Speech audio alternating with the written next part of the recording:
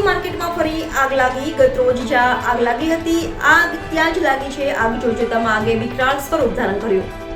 અનેક દુકાનો આગની ચપેટમાં આવી ગઈ। આગના ધુમાડા દૂર દૂર સુધી દેખાયા। કરોડો રૂપિયાનું નુકસાન। આગ બેકાબુ બની। 20 જેટલી ફાયર ફાઈટરની ગાડી આગ પર કાબુ મેળવવાનો પ્રયાસ। ગત રોજ આગમાં એક વ્યક્તિનું થયું હતું મોત। NN news Surat. દર્શક મિત્રો, NN ન્યૂઝને લાઈક, શેર, સબસ્ક્રાઇબ કરો, બેલ આઇકન પ્રેસ કરો જેથી આપને નોટિફિકેશન્સ મળતી રહે।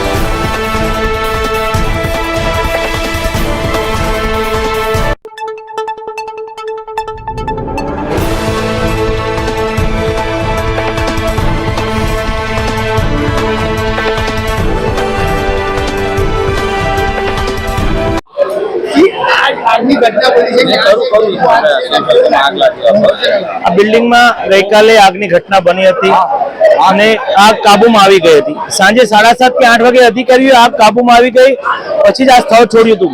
સવારે કયા કારણસર આગ લાગી તે તપાસનો વિષય છે। જ્યારે અધિકારીઓ આ સ્થળ પર પહોંચ્યા ત્યારે ઇલેક્ટ્રિકમાંથી ધડાકા થતા હતા, એટલે અમારું આકલન છે ઇન્વેસ્ટિગેશન બાદ જ અમને ખબર પડશે કે કોણે ઇલેક્ટ્રિક કિટ શરૂ કરી છે આ બિલ્ડિંગમાં, એના આધારે આગ લાગી એવું અમારું માનવું છે। અત્યારે